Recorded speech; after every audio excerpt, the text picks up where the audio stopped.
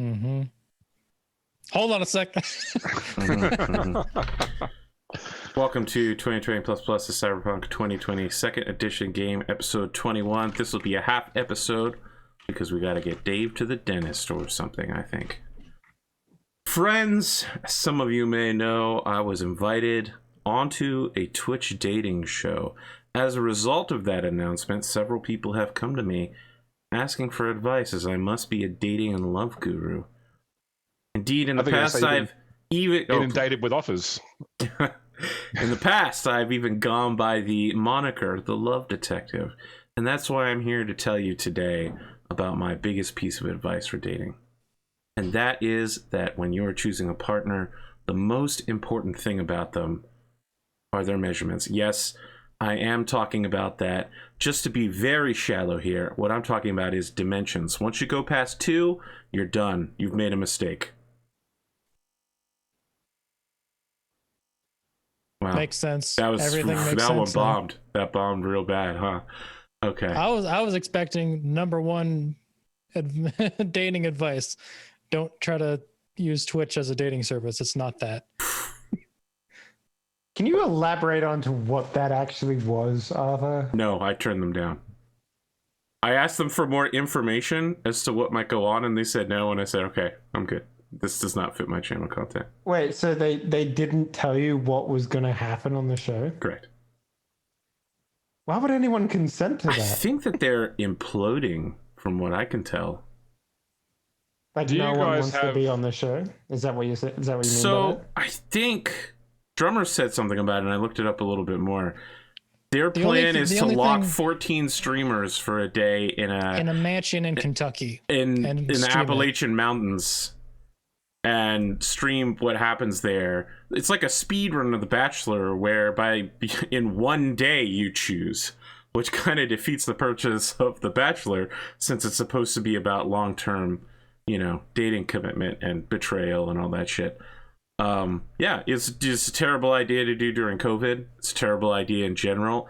It's a terrible idea to get streamers to meet up in the best of circumstances for anything other than casualness. You would have to Quarantine everybody before and after, plus the staff. Well, not so much that, but like there's a lot of like that show would be very boring, I think. Like, because normally those types of shows require a certain type of personality in order to make those shows interesting. They're edited to shit to make like manufactured drama. Yeah, exactly. Do you remember Beauty and the Geek? No. Yeah. So Beauty and the Geek was like a dating show where you'd get a bunch of attractive model girls and a bunch of classic nerd / geeks, and they'd go for like this dating show or such. And a friend of mine in Australia tried to go on the Australian. It's originally a US format, but he tried to go on the Australian version, and in his why I'm a geek submission to the show, he included a photo of himself at a LARP, in costume at a LARP. And they said, okay, we'd like to have you, but when you come along, could you always wear your LARPing stuff and claim you're never out of character? You're always pretend to be a wizard as such. And he's like, no, because that's not what I really do. I'm like, well, that's what you got to do if you want to be on the show. Like it really is creating it's creating something for the audience to ooh and ah over. But by the same token, do you have Married at First Sight in the US? I'm not sure if that's a US format show. So it's not here in Poland. They probably invented it, James. It's just not caught on. So the mechanism of this show is supposed to be that they get a bunch of men and women, and they do compatibility matching via all sorts of personality tests. And the first time the man and woman meet is at their own wedding, where effectively the show is stages of wedding, and then they make them get married straight away, and then they chart their progress over the next 3 months, how they go actually getting to know each other after getting married. And they had all these problems in Australia because it's not legal to get married in Australia without having given at least so many days notice and having two people say they know that you're a couple, basically. To avoid things like people just getting married for the purpose of visas, that sort of stuff. They have a de facto relationship status. Yeah, you've got to give 60 days notice and have two people say that sign a thing saying that they've known you are a couple, which meant that none of the even they said, oh, it's legal marriage. None of the show's marriages were actually legal. But yeah, it's this ridiculous experiment. I don't know how these shows get their ideas. There was a really good dating show that I watched a while back called The Circle, which was literally like literally like 10 people get locked into their own private apartments, and the only way they can communicate with each other is via like SMS and shit like that. But some of them are like completely lying as to who they are and what their personality is, and other people aren't. And at the end, they basically just like kick one person off every week, you know, as like a popularity poll. It's actually fucking incredibly fascinating. Like if you haven't seen that show, you should definitely go watch it. The American version is downright fucking insane. Like, so yeah, that's what I honestly thought the Twitch one would be like, because then people wouldn't have to leave their homes. That's what I thought the show was going to be, Arthur. See, I don't have any interest in any of these dating shows because I went to a religious college. A play on the college's name was Bridal Quest. Like 0 to married in 4 years. I'm like, I lived that shit. I don't want to watch that for fun. What? No. I think the end result of this conversation is the advice of this cast on dating is don't do it for an audience. Yeah. I was going to say, I don't watch dating shows like that because I don't like seeing people happy. No one's happy. They're not happy at the end. Trust me.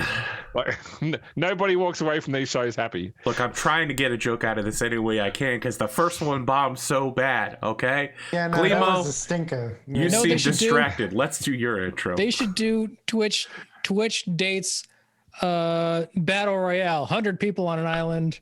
The last 2 to survive are friends forever and stuff. I don't know. I'd watch a battle royale. Of a whole bunch of streamers. It'd take like 10 minutes. They just like, it doesn't. No, fuck streamers. Fuck streamers. No, I'm talking like real people on an island, and the only way that they can live is by like, I don't know. The only way that they could leave is by pairing up. Yeah. Yeah. Well, there was that one show where like a whole bunch of attractive, horny young adults were on an island, and they couldn't, like, there was a bunch of money, and the amount of money that they got at the end was dependent on how many times they could resist, like, cuddling, kissing, showing affection, fucking.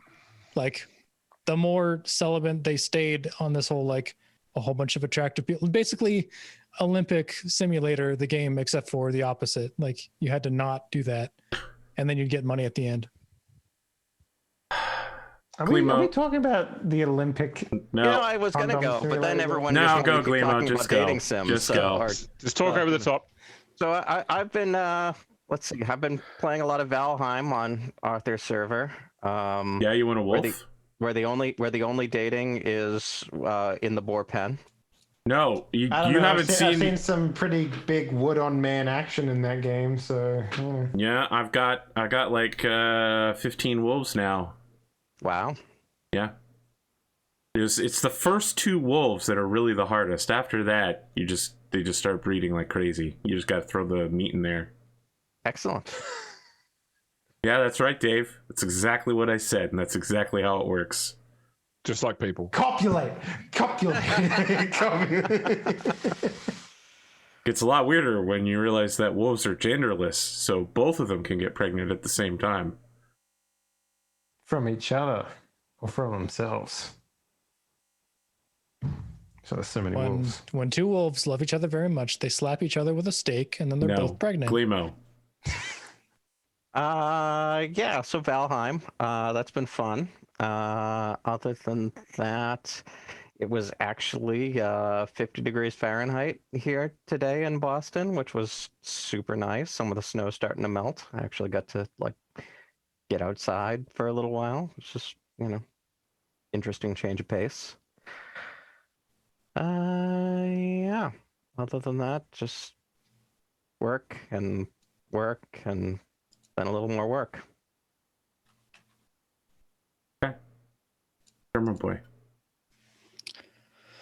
Oh shit! I got a whole bunch of shit. My recent collaboration album came out yesterday. It's on. Do you want to I'll grab a link for it. If it's not called Banging on Drum, I don't know what it would It's be. called Trove.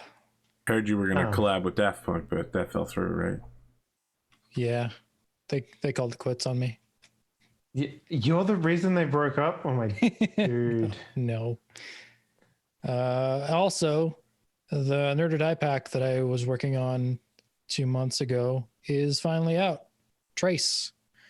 It's a 50 like cybernetic impact noises. Some of them are like the long version have like an impact, then a drone afterward, and the short versions are just like different versions of the impact. That's what I was working on that like randomizer code for.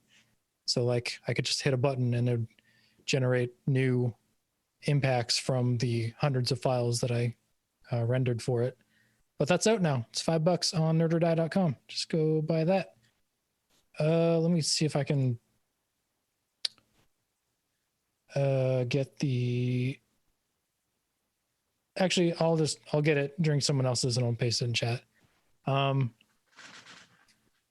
Actually, that might be it. The other thing I'm working on that I can't talk about because it's big company shit and they made me sign a thing saying I wouldn't talk about it. So NDA, I do like the NDA'd up the wazoo. Yep. I do like the meme that claims that Daft Punk actually broke up 10 years ago. They just ran out of random strings to combine for their.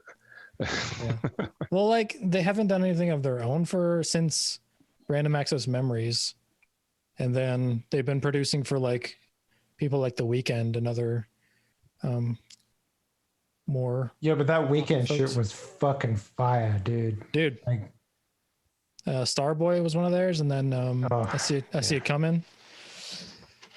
And yeah, I'm like, it's 28 years of Daft Punk, so it's been really good. We still have a bunch of amazing albums from them. The only thing I'm super bummed about is they're not going to be writing the soundtrack to the next Tron thing that was announced. Because like the best thing about that movie was the Daft Punk soundtrack and Olivia Wilde, but number 13. Mm-hmm. Wow, now that's a reference. Jesus. I'm surprised you fucking got that. I watched every single episode of that show. Man, Dude, she's if I see her, I'm just like, hey, that's number 13. Like every time. Like yeah. No other character. Just is exactly the same as Stifler. It's like, hey, there's Stifler. Like it's the same thing. So. The thing that fascinates me about House is that it perpetuated this myth that if you're actually good at your job, you can get away with literally anything. And I've found in the professional environment that if you're really good at your job and you act like a fucking idiot, you don't get away with everything. And in fact, you get fired immediately and probably maybe even some legal proceedings opened against you. My favorite episode for that was with the kid who was a chess prodigy who was also like really rude to everybody, and they kept including his personality as part of their diagnosis. And then someone said, hey, what if he's just an asshole and we take the personality out of the diagnosis? And they worked it out and they cured him. But they thought he was being rude to people because that was part of the disease. But he was just an asshole. What was the meme from that fucking show? What was it always? Lupus. It's never lupus until the episode where it was lupus. Yeah. But everyone excluded that it wasn't lupus already. That's like, no, it can't be lupus. It's never lupus. Yeah, he kept his drugs in the lupus diagnosis book. There we go. Am I gonna get timed out for this, Arthur? Where are you posting it? But Twitch chat. Okay, post it on Discord, and I'll repost it. I'll also include it in the episode description. That way, we can do double duty. I don't think it'll get timed out, but you definitely won't be able to post it. Once long ago, I set multiple levels of defenses against people posting links in my chat. And I did it in the group Discord. In case anyone else wants to listen to some random mixes of stuff. So if you're watching on YouTube, look for the Drumurboy Trove link in the description section below. Oh, also, funny thing, I meant to message Dave, but like for the sound designy thing that I'm working on for a big company I can't talk about, I made a whole bunch of noises with a cucumber that didn't make it into this, but might be useful for you. So hold up. Okay, Drummer, you got anything else going on? Nah, just playing games. Destiny's getting really cool. I think just new... releasing the album called Sounds with a Cucumber, and that would be, I'd buy that. I might be putting sounds from a cucumber. $15 on Gumroad, my dude. That's what I'm actually might. That's what I actually might do, because I have so much material. I can just put it together and start selling it. What sounds are you making with a cucumber? You'll see. Well, $15 you'll find out. I'll put some together and send them your way, but I'm like, this might be useful for Dave. So okay. And if they are useful, I can only imagine. I might do more and then actually make a package that I can sell to the more lewd game crowd. There honestly isn't any of that shit in the scene. So there you go. But then again, if you did it, everyone would fucking know where it's from, because it'd only be that pack. So, whatever. I actually hired an artist on a 6-month retainer just the other day, and she raised an issue with the contract because she's pointed out that if you read the wording one particular way, like you choose to interpret it one way, it could imply that anything she creates, even stuff outside of the job, belongs to the company for that 6 months. And, I showed her that wasn't the case, but I still updated the wording. But yeah, because you know how lawyers can get in terms of, well, it clearly says this. That's the clause I look for in every contract I sign ever, is like, what do you own and what do I own? Yeah. Based on the time that I spend on your project. But yeah, Destiny's really cool. The new season is actually pretty awesome. The new seasonal activity feels a lot more like a strike than past activities have been. They're the past ones have just been like, pop up on a map, do a little fight, and it's kind of grindy. But this one actually is like, you have to be in a 3-person mission. It's in the strike playlist now. So it feels a lot more like a strike. It's a lot more frenetic and fun. And the rewards are actually cool. It's been neat. Other than that, check out the album, check out the sound pack. And after this job is done, I'm doing more Star Wars tunes for Roll20 is doing a Star Wars show. So I'm doing one thing for them. And then I'm on to the SNES album again, trying to port that and put that out, because I haven't put out any of my own music in a very long time. So when you say SNES, do you mean like Super Nintendo Entertainment System? Yeah. Okay. Are you using all 16 bits? Sort of. It's like fake bit. So like it's using an emulation of the chip, but I'm using it's on PC, so I have the limitations aren't there anymore. I still use the limitations just because it's like, it sounds weird if you don't. Like, it sounds like you are playing too many SNES channels at once. But I mean, the sounds are nostalgic and they're great. So Sounds from a Cucumber is going to be the sound pack name, though. I didn't even hear about this Roll20 Star Wars show, but then again, I have tried to distance myself from all things Roll20. Which is fair for you. And remember when they made that fucking list of people? Which one? The answer is yes, but... The very first time they tried to do it, and everyone's like, oh yeah, no, come sign up to this list. And we were like, yeah, okay, let's all go do it. And we did it, and it's like, no, there's too many white people. And it's like... Yep.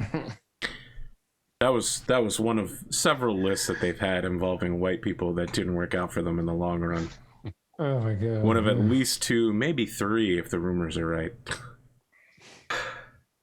You know, speaking of people that have similar feelings towards Roll20 that I do, let's do Henley's intro.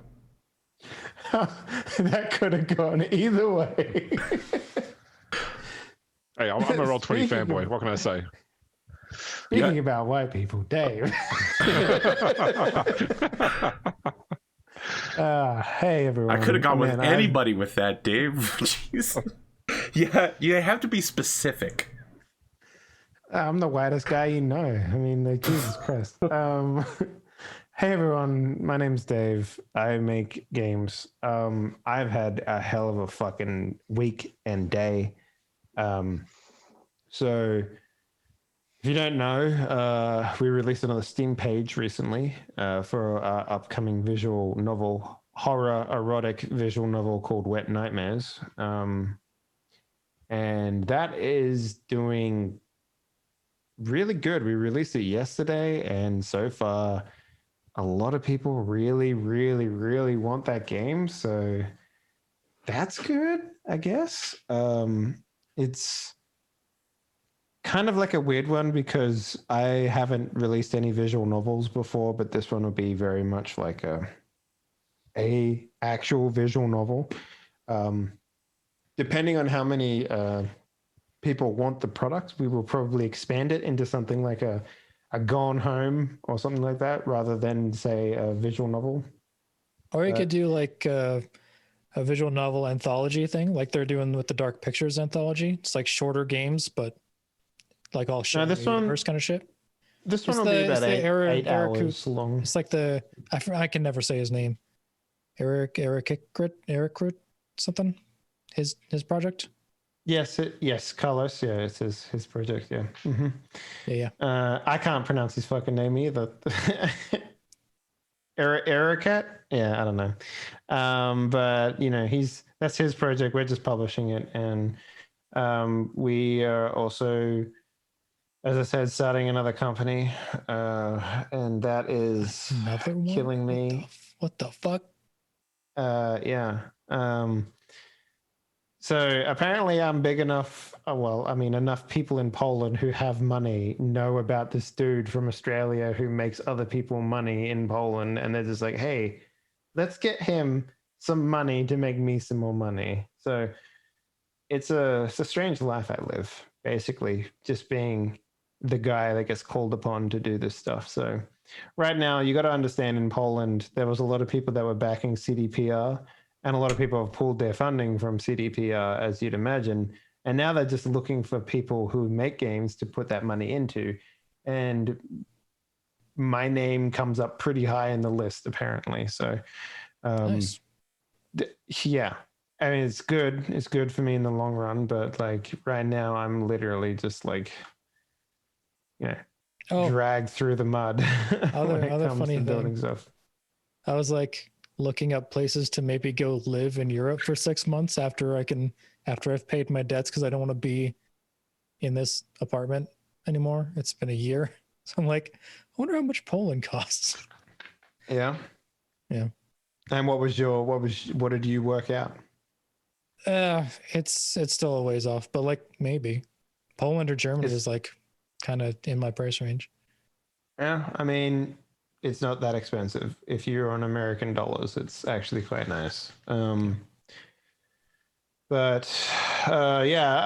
just been really, really, really bloody busy lately, and it's just kind of killing my brain a little bit, to be honest with you. So right now we've got a total of 5 projects in active development, and we've got 1 project in post-development, and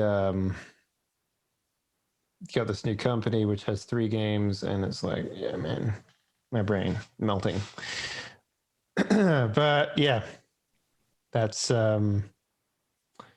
pretty much me. Oh, and also we went to a financer to look at a home loan, and apparently it's a good time for at least someone who makes the sort of income that I do to get a home loan. So that's fun.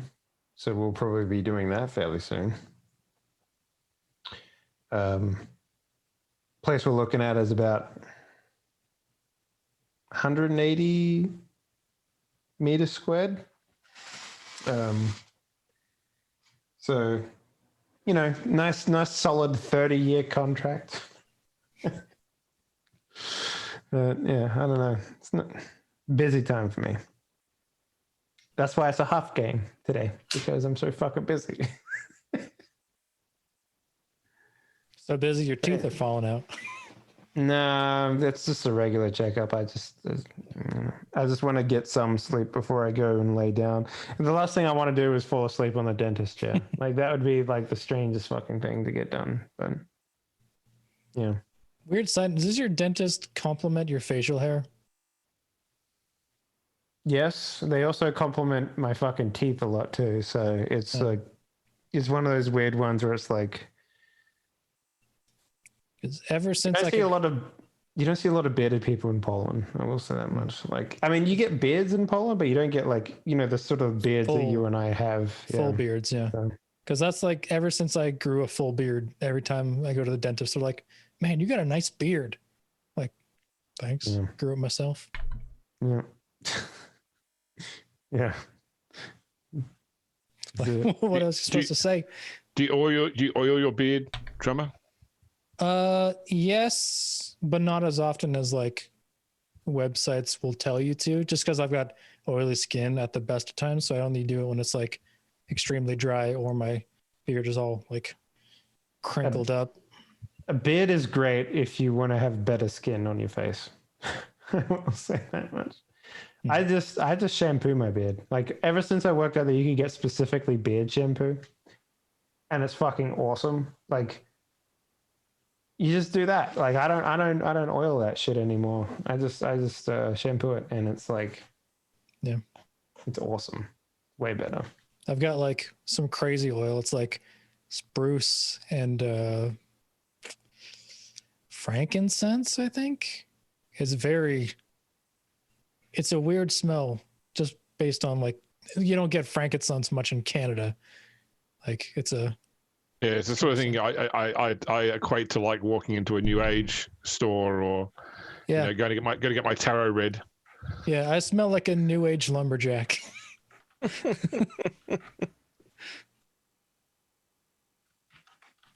Okay, Dave, you got anything else? Nah, that's it. Grimdarkjames. All right, I'll be quick because I know we're going quite long. I had an interesting week, very busy at work. Managed to play some 40k, won a game, lost a game, finished the second Tomb Raider game again. Spend the rest of my time trying to beat Pondo scores on Tomb Raider 2. And that's about it. It's just I'll get some models painted too, because my wife is back at work now, so I have a few nights where she's not at home. So put the kids to bed, do some hobby. Nothing very exciting. Okay. Let me mark down the skip introductions here. All right, so for the folks at home, Drumurboy released a new album. You can find in the description section just in case you skipped. And this will be a half episode. And there probably won't be an episode next week. We'll have to talk after the show. Let's talk about Pascal and let's talk about Wolfgang. Sorry, that's wrong. Coltan and Wolfgang. So the two of you are back at the hotel. We're about to get fucked. You're in your suite. You're about to sit down to make a brunch selection, right? When the door is kicked off of its hinges by someone wearing a Metal Gear. They're covered in a second layer of body armor over the Metal Gear, and the weapon that they have in their hand appears to be a 12-7 rifle in pistol size, but it also has a massive scope on it that would look comically big on anything but a sniper rifle. The fuck? It's a sawn-off anti-material rifle. Yes, it is. It's a railgun cut in half. It's like the It only goes half the speed of light, you know? It's the pistol fully upgraded from Resident Evil 2 with like the shoulder. Oh my god. The shoulder button, everything. Holy shit. I remember that gun. Yeah. So this guy gets to drop on you. It should be noted that the door, as it flies off its hinges, like destroys several pieces of furniture that probably cost several $100s in the process. Like a vase is crushed. It goes into a bathroom wall. The door frame has, like plaster coming down around it, landing on this guy's outfit. Yeah. What is your reaction to this happening? Dodge and escape out the window. Okay. I will recall that you got floors on not the ground floor. How tall is this building? I thought you who's said it was like together? a Several stories. Sorry, Dave. Who's with You and Coltan are together. Okay. Wolfgang and Coltan are having brunch. While the I mean, rest of the gang I could goes to the bank. probably, I could probably princess carry you to the floor very hard. Maybe, if you're into that. Or we could just kick this dude. I mean, I don't have any of my cool shit on me, so Metal Gear Man. I've got a rifle, and that's it. What do I know about Metal Gears, Arthur? See, the thing is, the game is like they're extremely expensive, but in fact, they aren't They're really not. that expensive at the kind of rates an edge runner is normally going to be paid in. They're rated to stop most non-armor piercing rifle fire. They're very difficult to maneuver in, and of course, they make it difficult to see out of because, you know, it's like looking out of a knight's visor. Minus 2 EV penalty, and also they don't get halved against blades, like most armor does. They ignore the. I'm blade trying to ability describe it halve. in game, though, James. Yeah, I'm just telling Dave for his In-game. purpose of his. So 25. I know, armor but rating. I'm trying to work out what Wolfgang knows about it. Yeah. I mean, on top of this guy wearing a Metal Gear, he's also wearing, like, additional tactical webbing over that. Uh-huh. Like grenades, Okay. ammo pouches, that sort of thing. So I do an ocular pat down. Is this the type of motherfucker I can mess with, you think? Interesting. Okay, make a roll. The difficulty fuck. here is a 12. Let me just open roll 20. So you didn't go to get a drink at the beginning of the show, but you also didn't. Look, I'll meet you halfway on this. This will be much faster than getting coffee. Right at the borderline. That's where I'm going to wait for you. Awareness notice, I think. See, I wasn't planning on making any rolls tonight, but, you know, here we are. It's too late.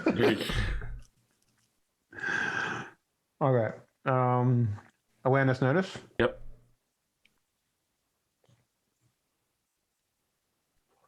Okay, so I get my combat sneak added to this. Sounds like you just don't want to roll a 1 then. Yeah. Okay, so my combat sneak is now 8. Level that shit up. So I get +4 on my awareness notice. So... Bam. That's your. Wow. That's your. Wait, why did I roll intimidation? What the fuck? You didn't. You rolled awareness notice. My question is, you Oh, wait, leveled I up must scroll all the way your down. main, like your class Yes. skill. Yes, I did. How did you have enough experience to do that? I had 57. And then I had Floating What a- XP? yeah. Because you carried it over from my last character. Oh, that would make sense. All right, that does check out. You really have not spent any floating IP. Wow. No, I have not. You're a I did madman. not spend anything until then. Okay, yeah, you notice that this guy has same markings as the police officer who was guarding the door who you bribed earlier. He is not that person, and he is not his partner that you met last night at the blood pits.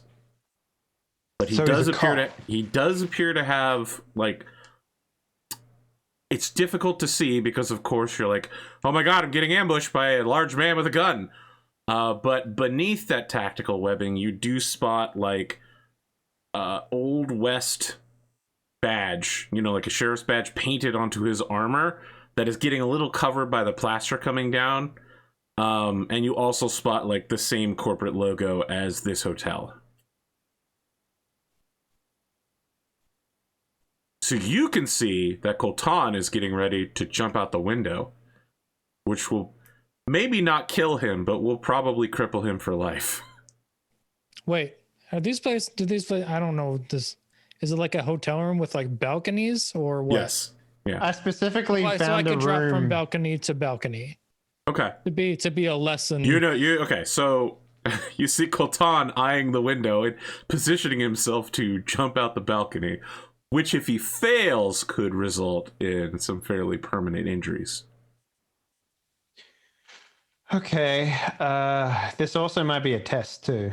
So I'm gonna fight this dude. I think I can fight him. I'll fight him. Okay, what do you do? I kick him. Okay. But I want to go for joints. Okay. Try and limit his mobility even further. You said this was an old school piece, or was it like fairly new? What are we talking about? About his armor. I think Like, it's for difficult to example- tell how old his armor is right now. Okay. You have like an instant to make a reaction, and you've chosen to spend it taking a look at, some general stuff. Okay, I'll kick him then. Okay. Specifically, do I have disarm? It's a good option. Where do I find that? That's I don't under... know that you can use your legs to disarm somebody in this context. No, but a taekwondo. Like Yes, I have taekwondo I'll buy that I that. can use. The goal here would be to like remove his gun from him because I don't have a gun. So Okay. Page 100, Dave. yeah, I'm just trying to work out whether or not my taekwondo actually has it. I don't see disarm as a martial arts skill. It's added in Friday night. The GM's got, I believe. There's an extra skill for some of the more advanced martial arts. Have a disarm as a thing. Yeah, so taekwondo has. Oh, here we go. So has sweep, grapple, dodge, block, no disarm. Okay. All right. Okay, I'm gonna kick this dude then. Okay. And you said that this ignores AP stuff, yeah? No. No? Okay, then I'm definitely gonna spike heal this motherfucker as hard as I can. Oh, sorry. You're asking if the armor ignores like knife AP. The answer to that is yes. Okay. All right, then. Your kick will just be like a regular kick. A regular armor Okay. piercing kick. Okay, let's do that then. Rather than a super kick. Just your average run of the mill armor piercing kick. No big deal. Okay.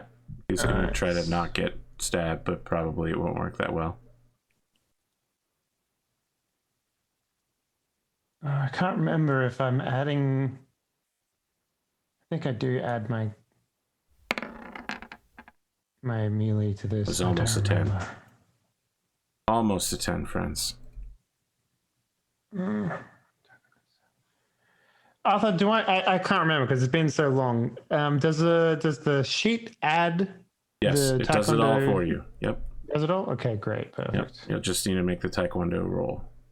So the bonus damage, am I adding taekwondo? I have to that? no idea about that. You don't need to worry about damage. Worry about hitting him first. Okay, 23 will hit, and it will not penetrate the metal gear. Okay. So what happens is you kick him in the arm, and he goes, "Stop!" And then he goes, "Clear!" So Coltan, you're Dave, all... does that have your cyber damage in it? That doesn't look like enough damage. 3 + 2 + 7 + 7.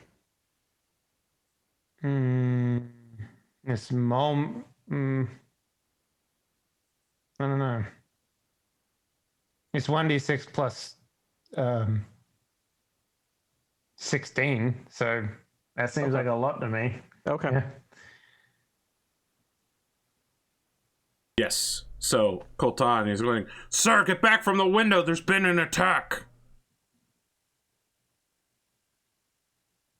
So Oh, Wolfgang, you're not after us? you've kicked him in his left arm, and he's like, ow. And then he like grabs you behind your tries to grab you behind your neck like you're a cat or something. He's like, "I need you to come with me, sir. We're taking you to the vault."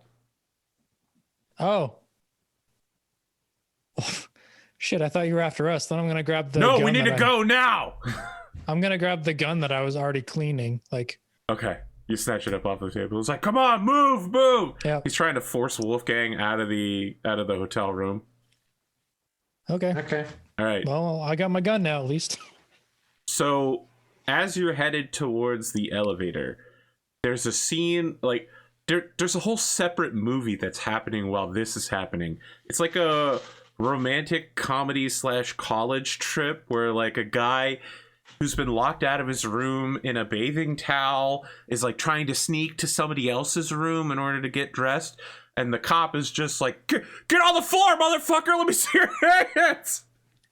And he just like bull rushes past that guy while keeping a gun on him the whole time. It's like a teenage weed movie. Yeah. Meanwhile, Judge Dredd is walking past. Yeah. And he just like he puts his body between that guy and the two of you so that he's always between you as he like walks backwards, and then he like goes to press the elevator button. He's so hyped up you can hear him. He's just like, come on, as the elevator music is like boom ba ba ba ba ba. Meanwhile, Pascal, Bishop, the two of you are at a nice American bank and restaurant, the Wells Fargo Bank and Restaurant, where you can get authentic American food from back home. I'm at the bank. I'm at the Wendy's. I'm at the combination bank and Wendy's. 4 guys in trench coats, each with a rifle, but it's a different rifle for each of them, so you can tell that they're all very unique and special and that the rifles mean a lot to them. Step out, and the two of you are basically caught flat-footed sitting in your like a Waffle House booth. James, do you understand what I'm saying when I say that? Yes, I know what you mean. Okay. I assume, Glimo, you know what I'm saying when I say that. Perfect. Yeah, I've All right. lived in Atlanta for a long time. I definitely know Waffle House. The two of you probably think you're dead as you see flashes of light come out of these guns. And then there's just like tick, tick, tick, tick, tick, tick, tick, tick, tick, tick, as the glass wall that attaches the restaurant and bank together is very clearly bulletproofed. Bullet resistant. And these guys unload their full clips on it in but mere moments. And that's when the guy behind the wheel with the tattoo sludge on his forehead goes, oh.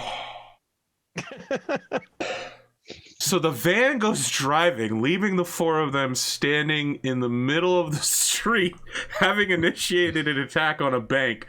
The bank personnel clearly knew that this was coming and were looking the other way. But I guess they expected more competence, and so now they're like, at some point we do have to respond. Like...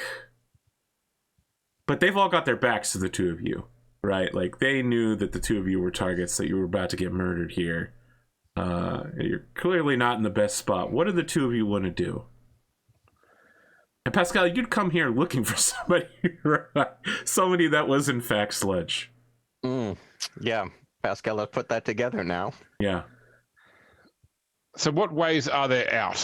Is it only one door? Is there... So there's a connector that will take you into the bank, but the bank and the restaurant both share a front wall, of which the bank and the restaurant both have a frontal entrance.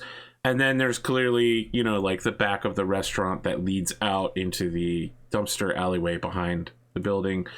If you had some way to blow out the L glass wall, like its front and then most of the side, you could exit at any one of those points. All right. So and we're in the eating area right now. So correct. My intent would be to basically grab Pascal and try and bundle him through the kitchen to the alleyway exit without going through I don't want to try and go behind the counter in the bank area, but I'm hoping to go barge way through the kitchen to get to the back door. Pascal, do you resist? No. There's a lot of bodyguarding going on this episode so far. I assume that Bishop knows his shit, and Pascal is going to let him handle the situation. Okay.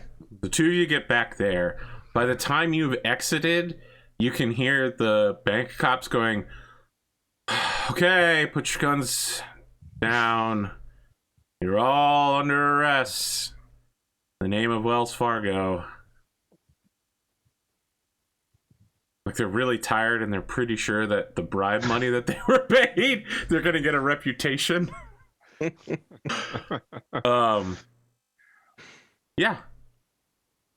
We cut back to Coltan and Wolfgang. You find yourselves in the hotel vault with your cop babysitter, who, now that he's got you locked in a vault, he sits down on one of the bank benches and is just like, takes his helmet off. And is just like, well, got that done with. All right. We'll just wait for somebody to call us in here and make sure it's okay to go back out. Sorry. Some shady looking folks arrived with a bunch of SMGs and knives. Looked like they were planning to come up here, so my partner, took care of them like we do for guests like you, and they had your pictures on them, so I just wanted to make sure that there wasn't anything else in the hotel that would be a threat to you. I know you spread a little bit of extra Wisconsin cheddar around, so we'll want to make sure you were good. Were they covered in tattoos by any chance?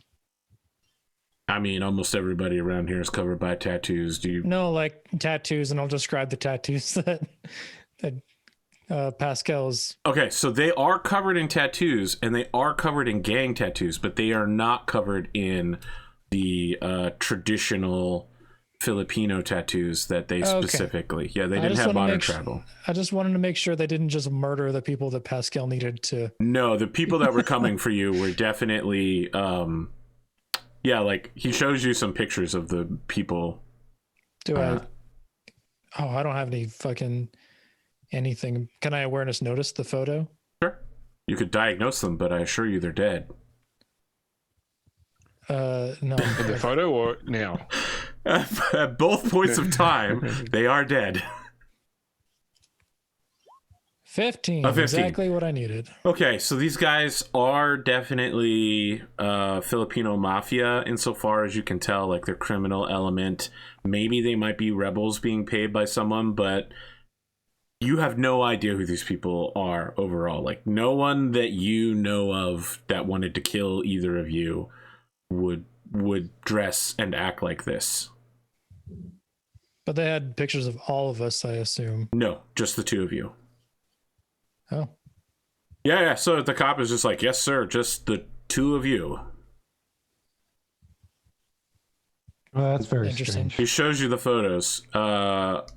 Coltan, yours is old. It's the day that your medical license was revoked. Wolfgang, yours is unflattering. It's like you're squatting down to pick up a package somewhere and looking off. That looks nothing like me now. That's true. No, it's the updated one. It's from several days ago. Okay. It's one of those ones that they've got like 4 or 5 artist impressions of how the person may have changed, like changed their hair and. No, this is from glasses. This is definitely from Redline City, like 4 or 5 days ago.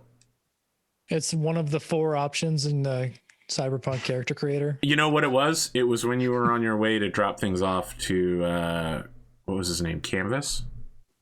Okay. What? So you said it's unflattering? What is it of? It's just you know, like squatting, looking in a direction. You have a weird look on your face. It's like someone intentionally, like they didn't have a lot of options, right? If they were surveilling me for that long and they took like intentionally bad photos, then yeah, okay. Fuck those guys. But mine was like from when I was from years ago, I guess. Yes. Like, this is pre my metal arm. This is pre my war. Yes.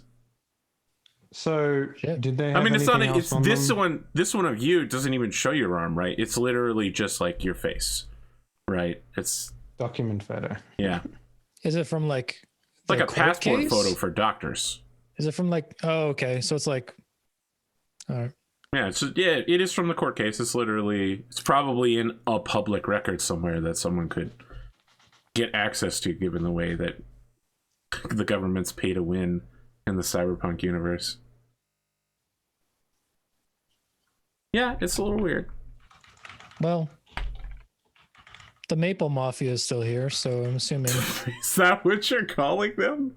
I've given them a new name every time I've called them That's something. so good, though. I fucking love the Maple Mafia to refer to the Canadian Border Control. Oh, my goodness. Maple Mafia, Syrup Squad. No, let's stick with Maple Mafia. Beevil Knievel. That's a reach, but yeah, I mean, this guy's just stuck in here with you, and he's looking over both of you and says, "So, anybody got any cards?" Well, you didn't let us take anything. Yeah. where do they keep the what ketchup? else? He just says, "I'm What not else? going to apologize for that. I was doing my job." What else did they have on them that might have given them more information about what they were hitting? He us shows for? you photos. The timestamp is from several minutes ago. Like, the timestamp is from after you were thrown in the vault. Like, this is happening in real time out there. Knives, a large collection of them. It seems like each one of these 4 individuals had 1 or more knives. Pistols and SMGs, small time stuff, but they were packing armor-piercing rounds. Interestingly enough, each of them had a specific type of pistol that can only be found in the Philippines, which chambers 5.56 ammunition into a one-shot pistol round. It's literally like a bolt-action rifle pistol. It's like a weird Luger or something like that. Oh, please don't talk to me about Lugers. My mom got this Target Luger, and the fucking bolt slipped all the time, and so you'd be shooting it, and then you just be like, all right, well, it doesn't work anymore. Literally put 4 rounds through it, got a replacement, did the same thing, got a second replacement, did the same thing. It's the shittiest pistol I've ever seen. Hold up. You gonna buy a Luger in Target in America? Not in Target. To go Target, a Target pistol. A pistol that you use to it's for practice. Oh, I see. Because you had me very confused there. It's shitty enough that you could buy it at Target, maybe. It's terrible. It's awful. All right. Keep going. You're looking over the things that they have produced. So there's no indication, like, these are just goons hired. Yep, by they someone? definitely appear to have been hired. Goons. Hired goons. Hired goons. Wow. Glad someone went down that road with me. Yeah, that's it. We cut back to Pascal and Bishop. So, I mean, I'm assuming that they're either coming for us or they're coming around the building. So I'm still like hustling us into the crowd as much as possible to get away from them. Okay. The crowd around here, you're in the, how should I put, the foreign controlled district, where it's mostly expatriates and, people with a passport passing through, so that they'll feel comfortable in this nice, safe Western environment. So you guys blend in pretty good. You only see occasional signs of poverty and rebellion. They do not appear to follow you. It definitely seems like they either ran away or got arrested immediately by the bank they were shooting at. All right. I want to basically just get us into a cab or something, and then we can talk about it when we're actually, on the road. You're in a cab. All right. You scream like Just that. Yeah. So what was that about?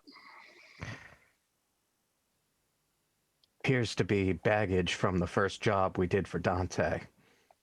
Followed us all the way here? The guy in the van is the net runner that was running the Zetatech facility that we broke into. What you doing here in the Philippines? Well, I'm guessing that the net runner I contacted was actually this guy. He's been surveilling us since the job and looking for an opportunity to get the drop on us. Uh-huh. We better get back to the hotel because I'm assuming that they would try to hit Coltan too. All right, I'll tell the cab driver to head to that hotel then. Okay. Pascal, something happens. Okay. Your card, when you go to pay for the taxi fare, is declined. Okay.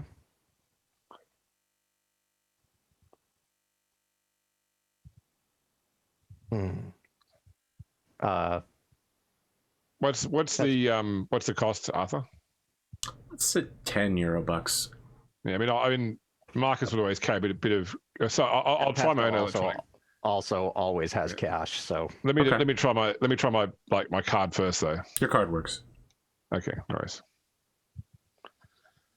Jeez, whose fucking cereal did you piss in there, Glimo? Huh?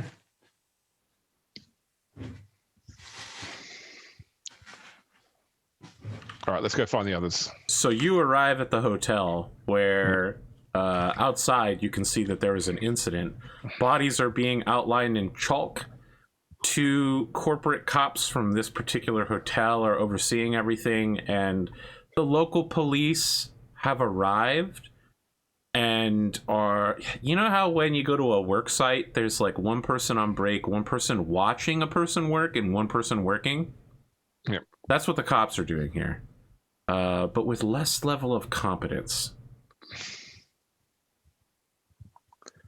Can we get into the hotel, or do we block from entering, or? Yeah, so the corporate cops notice you guys and like shoulder their way over. They're both wearing Metal Gears now, and they like take a look at you, and one of them raises up a photo that is clearly Pascal, and another raises a photo that's clearly Bishop and says, "Is this you too?" Yes. Clearly. I need you to come with us. We've got friends inside. Are they with you as well? Just come with us, sir. All right, I'll go along with them. Oh, wow, you could have really cared here. You could have been like, no, I want to have my questions answered. Let me speak to your supervisor. So this is my, James, personal advice for anybody when it comes to dealing with cops. There is a fine line between protesting and resisting. Yeah, so one of them, like, they both cover you as you head towards the door of the hotel, and then one of them stays back to watch over all the proceedings. The other one escorts the 2 of you to the vault, where they release Coltan and Wolfgang. And the one that's outside goes, "Good work, Sergeant. All right, the 4 of you are free to go. We're going to provide you with the names and aliases of the men who attacked this facility, but we apologize for any disruption on your stay. We're going to be upgrading you all to the presidential suite." Ooh. Nice. It might not have the shower in the living room. Please No, don't it's got call 2 back that. showers That's in too the fucking weird.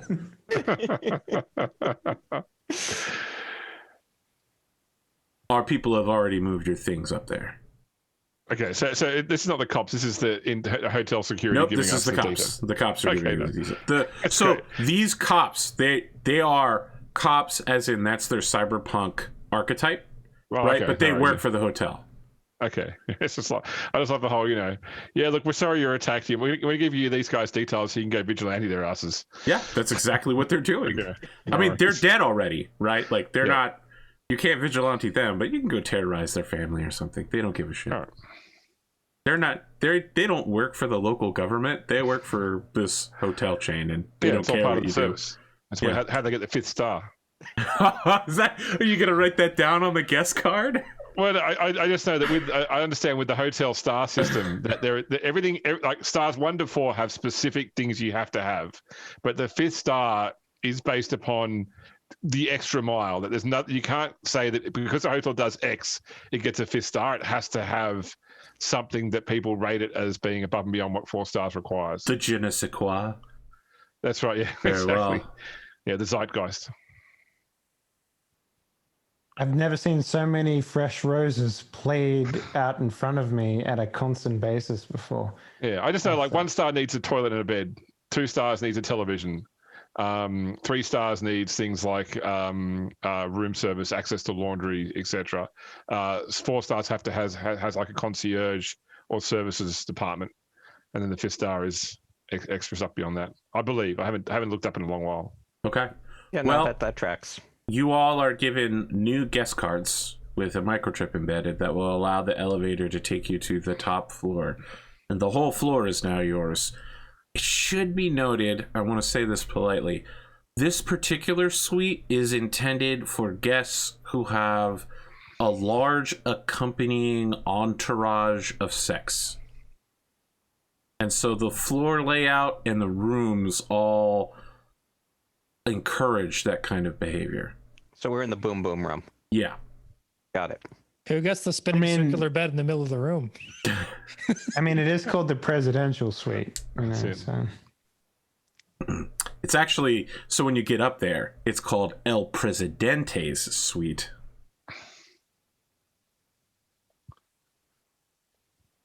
What? Okay. Yeah, your stuff has already been placed in. Each of you has one of the many rooms up here. It's pretty nice. It's an upgrade from your already nice rooms. So what happened here? No idea. I don't know. Basically, we just woke up and Metal Gear was in our face. Random goons came in, hired. They have pictures of me from before I went to South America and pictures of Wolfgang bending over. Post. Wow, that's not a great. That's not a great shot. No. It's awful. I give it. You know what actually? You know what actually tells me that this is a vendetta more than anything. These guys were clearly surveilling me for a long time because these are all shots of me post surgery. So we were attacked at the at our meetup by people that were working for a netrunner that Pascal says was involved in the very first job that this crew did for Mr. Fierro, which I wasn't involved in, nor were you, obviously, Wolfgang. So interesting that they, if it's anything to do with that, interesting that they're also surveilling you. Well, that was where we found out job, about sorry? Voodoo.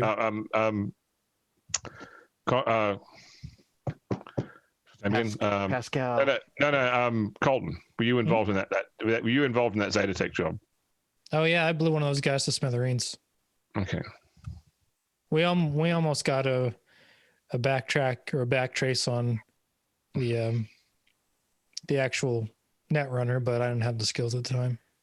Yeah, well, he knows who we are and was the one that set all this up. He was driving the getaway What's his name? car. The Sludge.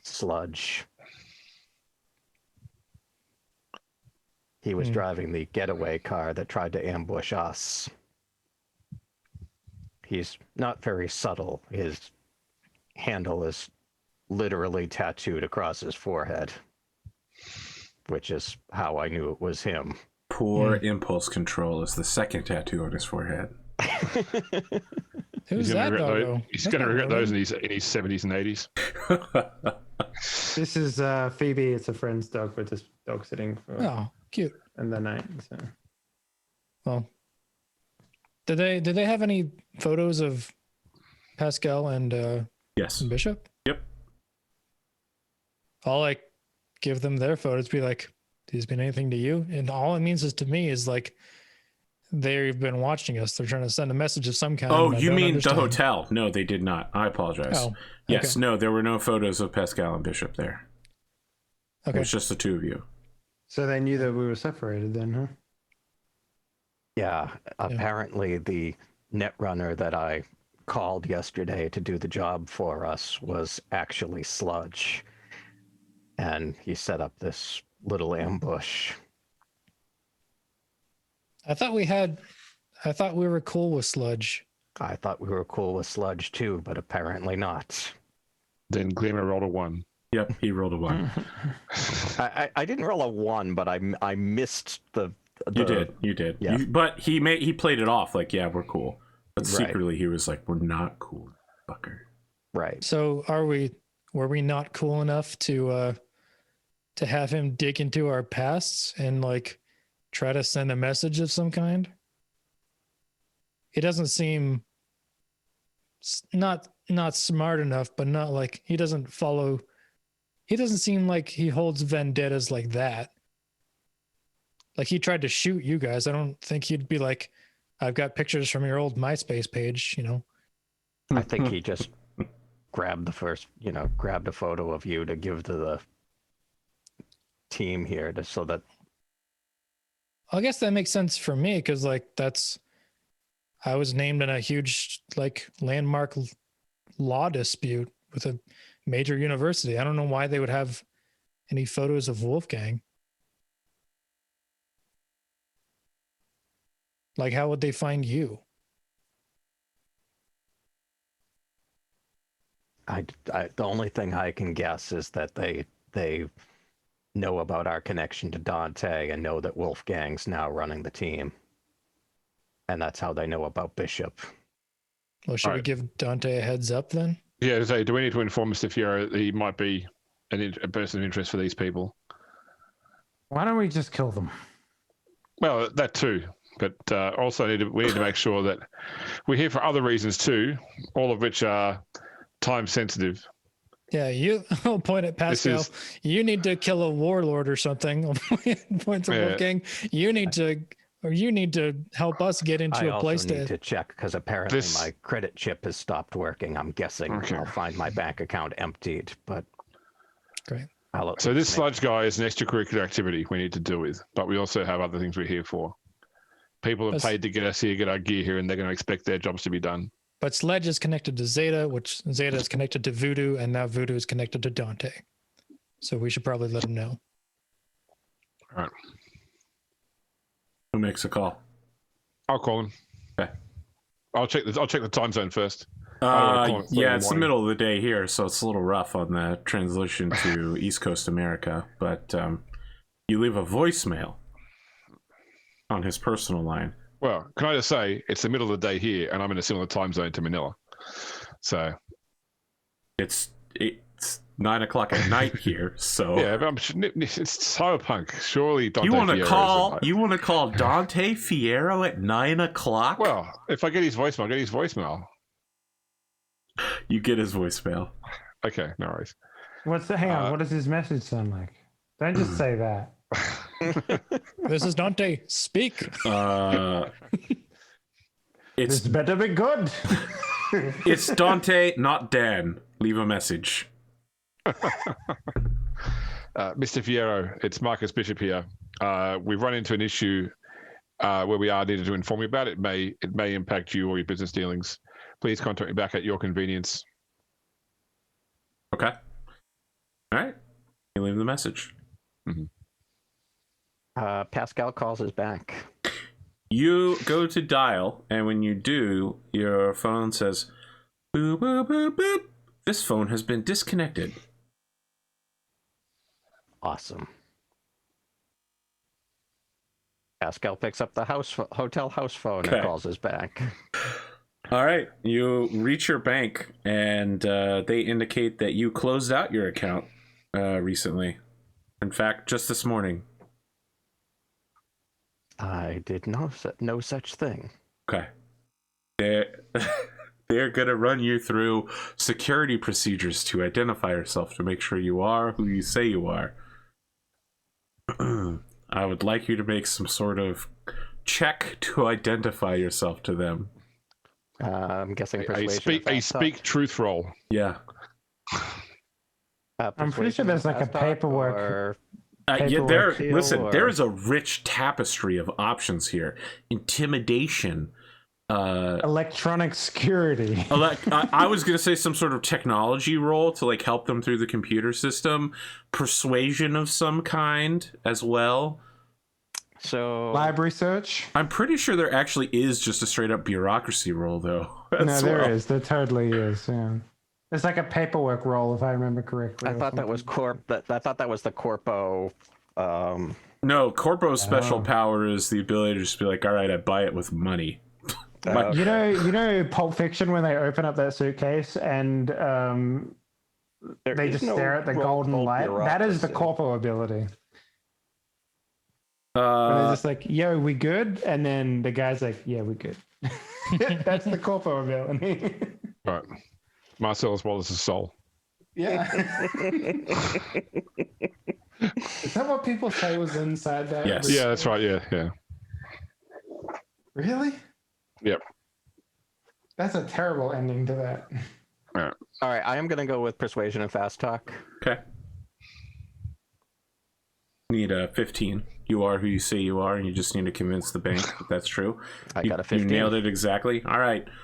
So apparently, this is the easiest way to steal people's identity in Cyberpunk.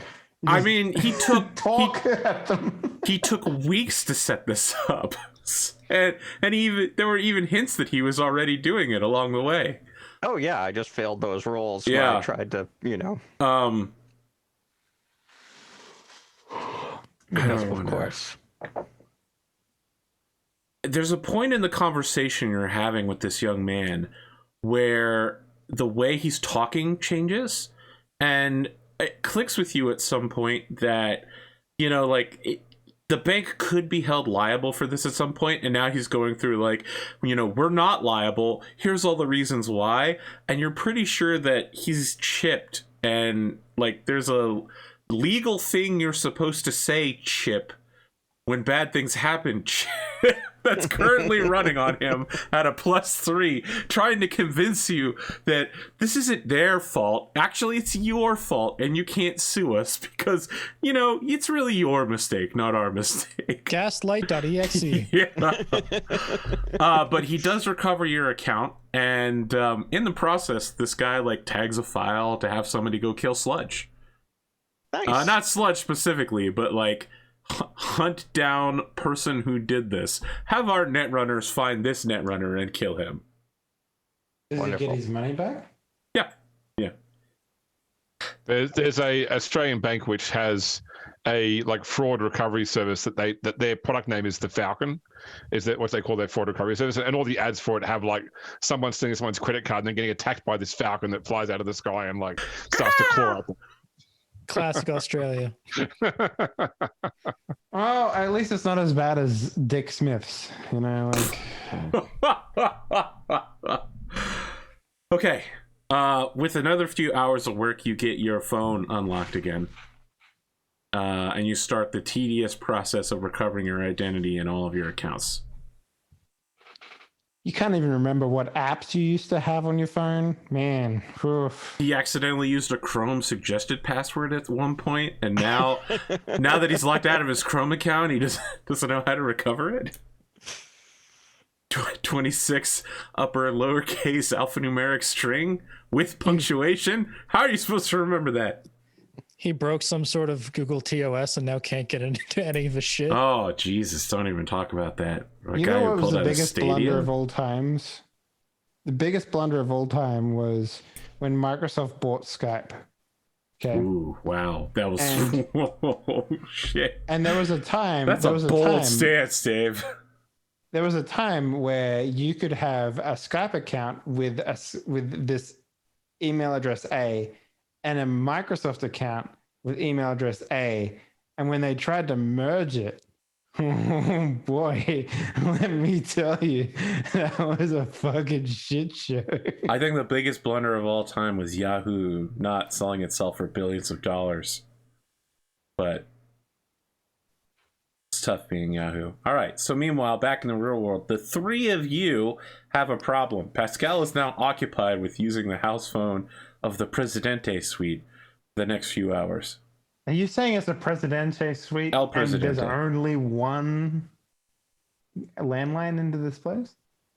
No, not really. But, he can't go on adventures and do other things while he's using that phone.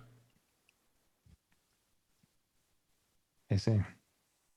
I'll learn. What time of day? This is the middle of the day, is it?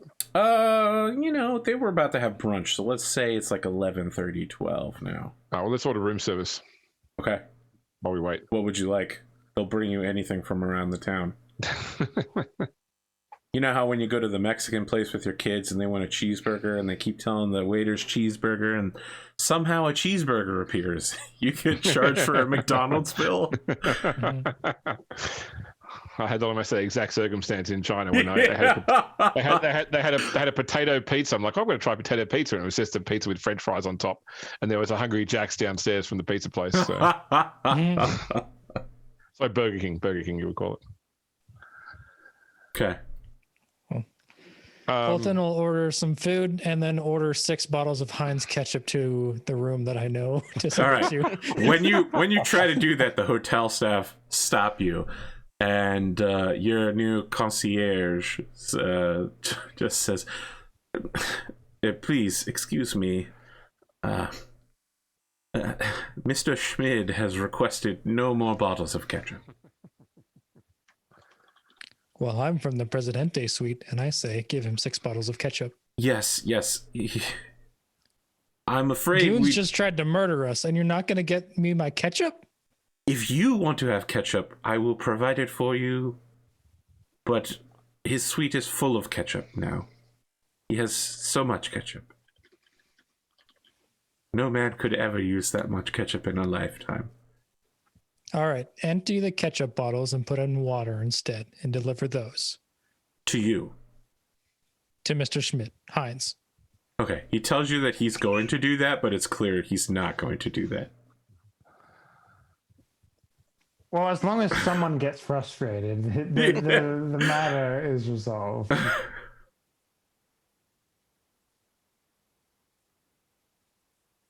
I'll get him my ketchup one way or another. So You've given him the ketchup, man. You're giving him so much ketchup. I don't know how much more ketchup you would have given him. Order him a so there was like well-done steak so he can use some of it.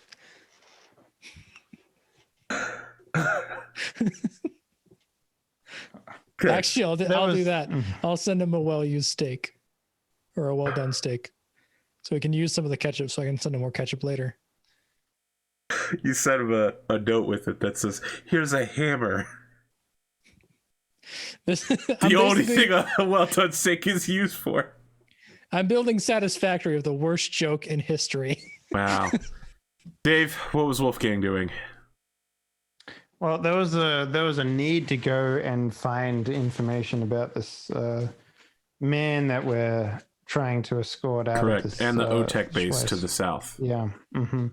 So I'm actually going to try and find a local who's willing to take us out there. Like a guide?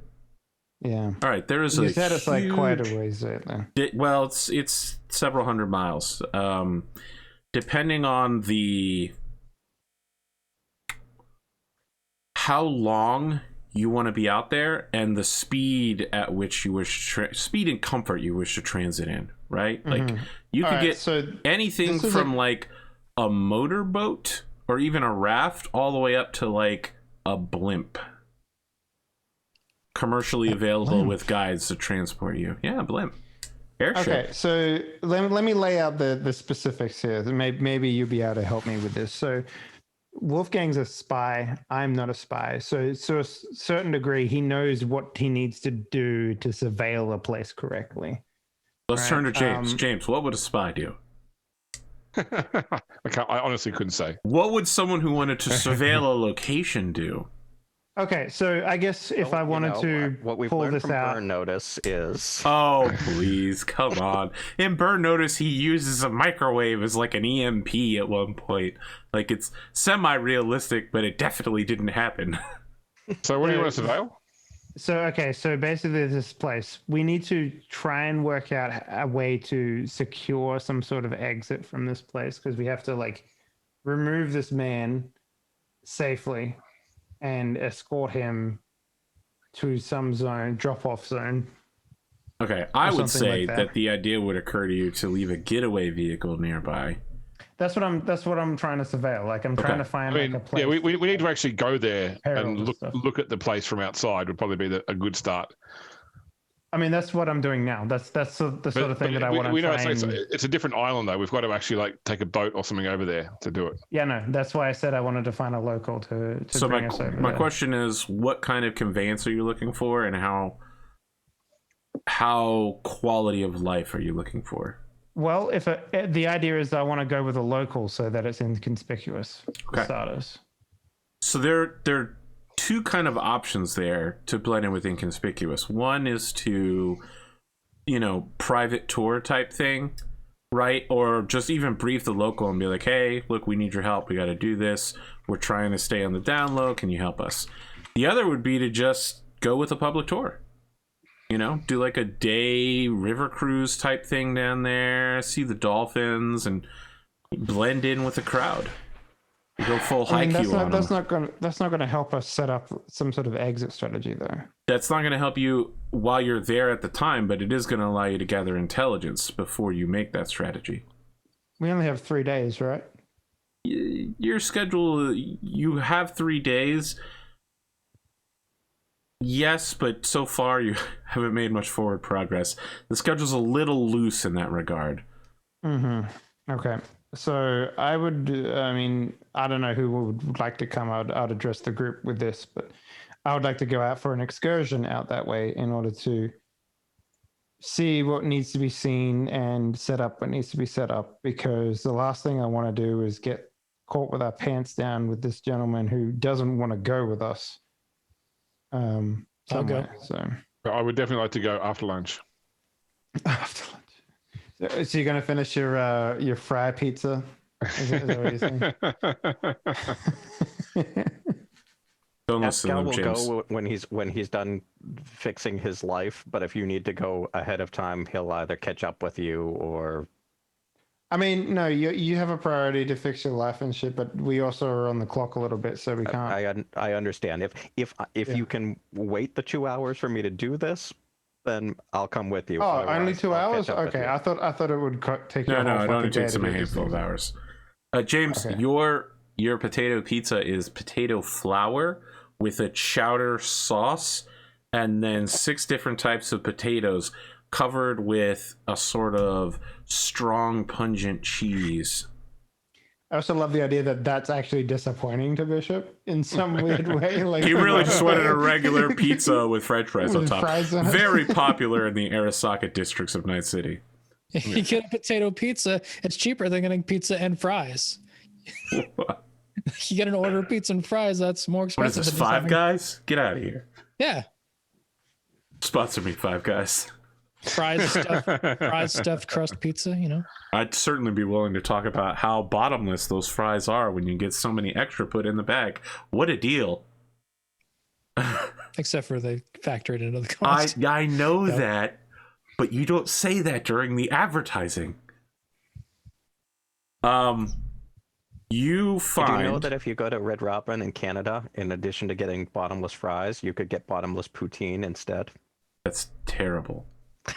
I'd I've be never okay had with poutine, but it doesn't look appetizing to me, but I would absolutely try it once. Amazing. It's incredible, Especially but I when don't you're- know if I could go for bottomless poutine. Like after one serving, I'm done for the day. Well, if you are pretty drunk or pretty hungover, Or high, I would think. I've observed high people, and it seems that they'll do literally anything. I have been a high person and I ate 3 bags of chips, not because I was hungry, because it felt good on my teeth. So, allow me to throw you this option. There is a gentleman offering private, how would I say this? Chartered tours. He is a local. He's a professional guide. The hotel recommends him. It's a little expensive. He flies a Hind D helicopter, like pre-Sov oil, like actual Soviet era aircraft. And he's got a couple refueling bases along the way. He'll get you out there for the day. Then you spend a day, like drinking and seeing the sights across all the islands. It's like a 14 island hop tour thing. When you inquire if you could go to this specific island that you're looking for, he's totally willing to throw the whole itinerary away and, just fly around it. He's a known quantity there. Okay. All right. I'm into that. So What's we're going to expensive? James It's Bond route. expensive. Expensive is €500 a day. That will cover your meals and the hotel you'll be staying at when you're, down there. Mm-hmm. Okay. So it'll be a I'm 2-day into it. trip. You know, you go down there, then you spend the day there, and then they bring you back up in the evening, and he'll even drop you back off at the helicopter pad on top of your El Presidente suite.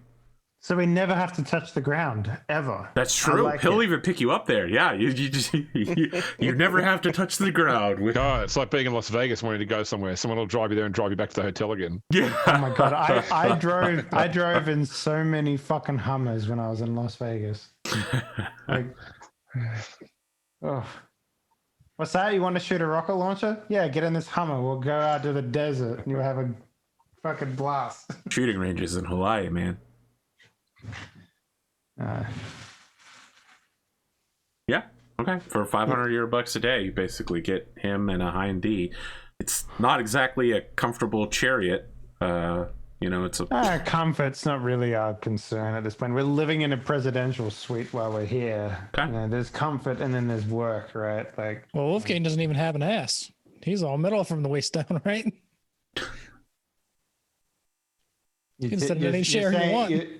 You're saying that to the... I'm not going to finish that sentence, actually. Well, Colton doesn't even know for sure. He has an inkling that, like, you got some weird shit going on down there, but, like, you haven't been open about metal legs. Oh, okay. I see what you're saying. No, I don't have a Mr. Stud. No, I do not. Those are allegations, good sir. I would make any chair uncomfortable to sit in. Okay, so when you get to the helicopter, you can see that he doesn't have a co-pilot, and he also does not check into it. Like, it predates that technology by about 30 years. It's been disarmed to some extent, although his co-pilot seat does have, like, a saw in it. You're not really sure why, but maybe people just like having automatic weapons on hand out here. You have a lot of space in the back. I mean, it's multi-ton aircraft. Mm-hmm. I can't really think of too much they would need. Okay. Yeah, like, so I know that you're fake going on this tour, but did you actually want him to give you the tour on the several hours of flying it takes on the way down? Oh, actually, now that you mention it, since this is a Hind D, do you guys want to get a car Put in the back of the aircraft. to put in the back of the aircraft that we can store somewhere? I don't think you could put a Hind D. You can't put a vehicle It's inside. not that big. Yeah. Yeah, you can seat like probably eight to 10 people depending on how the seats are set up. But yeah, it's not that much bigger cargo space than like a Black Hawk. It could carry a car, like a light car. You could hook it up to the bottom and lift it up. But it's That's not very inconspicuous, though. No, exactly. Look, a Hind D is very inconspicuous, I got to say. Well, around here where they use a lot of old Soviet equipment, it actually is fairly inconspicuous. There's probably, if it's an old Soviet filled area, we could probably find a car here that we could just use as a burner. Mm-hmm. You want to buy like a shitty burner vehicle? Something that could be carried by this helicopter? If that's our escape plan. Why don't we just buy it on the island? Yeah, that's what I mean. When we get instead of there. trying to take it with us. Yeah, that's what I mean. Because like if there's a whole bunch of shit everywhere, we can just go there and buy a shitty cheap one that will get us away. You just need to make sure it's close enough for when we do the extraction. Yeah. But I'll like listen to his stories because like I'm kind of interested in planes and shit. Because I'm still gonna plan on maybe getting Sparrowhawk, helping him out with another. Oh, his description isn't about the plane; it's about the native beauty of the Philippines. Yeah. But I'll like jab in like, oh, so like, where'd you get the plane from? And if you want to have a conversation about a Hind D with him, he will tell you a story. 3 different stories that are all very clearly lies about how he earned this aircraft. I think he gets them mixed up at several different points. It just starts a new one. Yeah. I think that in his talking to you, you get the idea that, just like James, he sprinkles things into his stories that indicates that he knows a lot. Like, he's had a lot of jobs, he's got a lot of knowledge, and he's covered a lot of ground. But I mean, he's in a helicopter, so yeah, that makes sense. He's rarely the protagonist of his own stories. He tells you stories about people, places, and other things that he has observed. But in the process, he demonstrates unusual knowledge of things. One thing you do notice him is that he never tells you about the local rebel camps, even though you seem to be flying around them. Like, and maybe you're like, oh, what's that over there? And he's just like, nope, it's nothing, don't pay attention to that. When it's clearly like 30 people living in tents with rifles slung over their shoulders and "Death to El Presidente" written in like bold letters everywhere. Well, at least it doesn't say as El Presidente suite, so that's good. Death to the El Presidente suite. Destroy all of them. Isn't El Presidente the dude that Pascal's supposed to murder or whatever? That's okay. So there's a guy who actually runs the country, who is President. Damn it! How did I forget this already? What I'm asking is, like, are these rebels President Tony? Right? Would these rebels be happy if Pascal did the thing? It was gonna be some fucking elaborate. No, his name is President Anthony, right? Anthony something, but he calls himself President Tony to appear more populist. The guy you're talking about is Ferdinand Remo Bira Cabrera, and he is not the. He doesn't hold an official post with the government, but he's basically like the head of the shadow government. He's basically what I'm trying to get at is, like, would these people be happy if this person was dead and Pascal actually did the thing? Yeah, they'd be pretty glad that the guy, like the criminal organized crime boss, was dead. Yes, they would be very happy. All right, so we can use that as leverage if needed for this dude. Okay. I'll eye Pascal and be like, significant PC glance. Like, maybe if that happens, like, we have a fucking huge airplane that we can use and have someone on our good side. So he spends a lot of time talking about the local water quality and how it's become protected, that for a while there it was getting pretty bad. The main island, which is the island that you just came from, basically just throws all of its crap in the water. And in fact, President Tony, he probably doesn't call him president. He probably calls him El Presidente instead of President Tony. He'll sell other people's trash. President Tony sounds like a really fancy pasta. So, like, there's a country. Well, we don't need to name any country names, but let's assume there are large countries that have barges full of trash and they need some place to dump it. President Tony is like, hey guys, you pay us cash, we'll take your trash. We'll send the barges back empty. And many countries for many years took up that deal. But lately, with a good public-private partnership outside of the normal government structure, the local area that you're flying to has been fairly well taken care of, or else. The wildlife is resurging, what passes for coral has been regrowing, and the natural beauties of the islands is protected, and the pollution is lowering, and the number of mutations in children has been reduced. Cancers are down. Neat. So are we at the island yet? Yeah. It's been several hours. You're at the island. We get the cutscene of the helicopter cam around your helicopter, showing you this. It's a small island off of a much larger island, and you can see through the incredibly blue, almost green. It's like right there at that verge, water, the underwater tunnel that makes its way between these two islands with the base on either side. That is the local OTEC facility. And you could also see that there's what looks like a floating oil rig with like a bunch of boats around it that are permanently attached to it now. They've all been welded together into a floating city. And that's where we're going to end today's episode. Next time we take the tour. That was the tour. What more do you want from me? Do you Tour really want me building. to describe a tour of Filipino islands? Well, we're trying to get a land. Yes, like a we lay of the will. land for this building. We're not going to describe the tour, but we will describe your reconnaissance during the tour.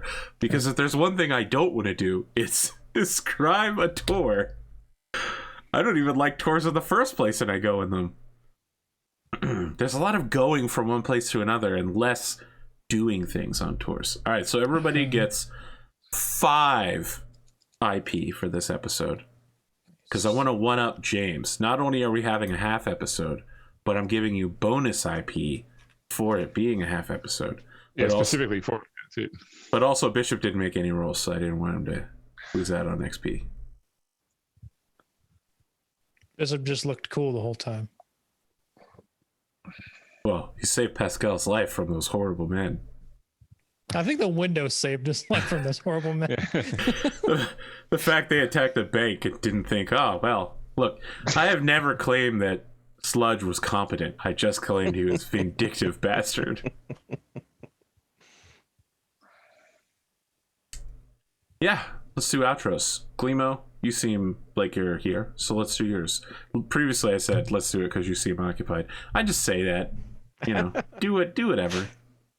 I'm Glimo. I had fun tonight. I totally expected way more carnage and death, and am pleasantly surprised that Pascal survived the encounter. So that's a plus. Don't worry, the gums will come out at some point.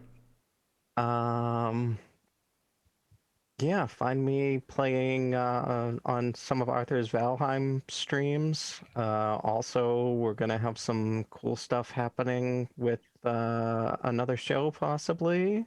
You're talking about TCCs. Solaris Knights? I'm talking about Solaris Everybody, Knights. okay, well, the general public knows Solaris Knights is definitely going to be a thing. Okay. So there might be a thing with the There thing. will be a thing. With the thing. And Stop the bits saying and might. stuff. You're going to confuse people.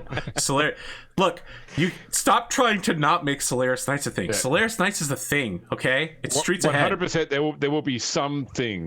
100% there might maybe be a thing. And otherwise, I'll be back here whenever the next time we play. You want a Valheim after this? I could Valheim for like an hour. Okay. I've got an early call. I'll teach you tomorrow, how to deal with the wolves. but Awesome. You know, speaking of someone who tamed a wolf in his spare time, let's talk to James. I don't mean in a video game. James is actually a wolf tamer in real life.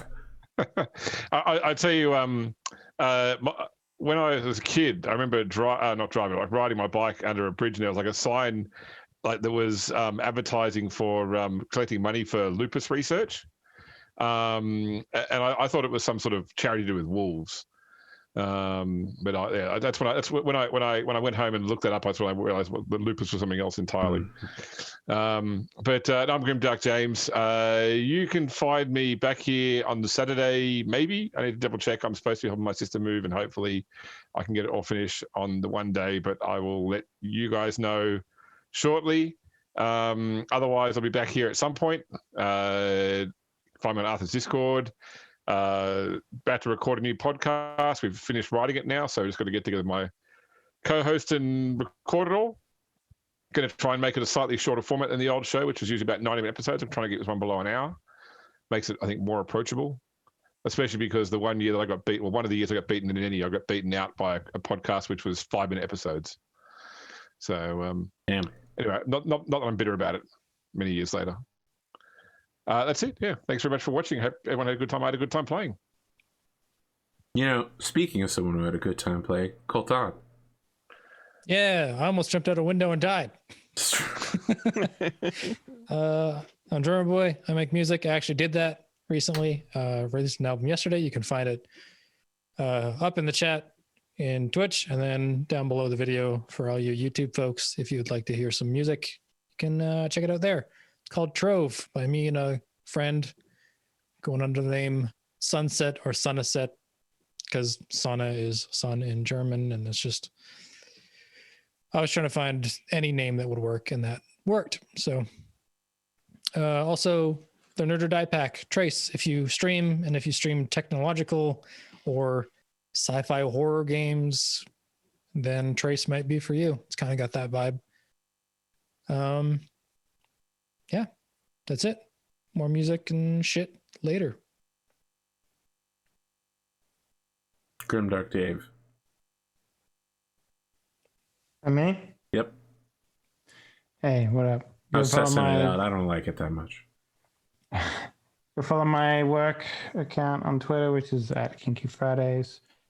Go wishlist my games, Sapphire Safari, Wet Nightmares, and buy my game, Pieces of My Heart, on Steam. And fuck, I think there's a bundle going on right now still that's like $65 for 27 games. And that's good value. I think we've got like $27,000 raised or something like that at the moment for that, which is a sizable chunk of dollary dues. Hell yeah. Let me take a look here real quick. Yeah, 23,700. Yeah. Not bad. And yeah, shit, I don't know. I'm slowly dying. So sorry for the half game today. I'm literally sitting here just being like, fuck, I'm asleep, bro. But yeah, that's me. Thanks for playing. Thanks for watching. Blah blah blah. Okay. Just as a reminder, we won't be back next week because we have some things to discuss. But you will hear from us when we figure out when we will be back. Have a good night, everybody.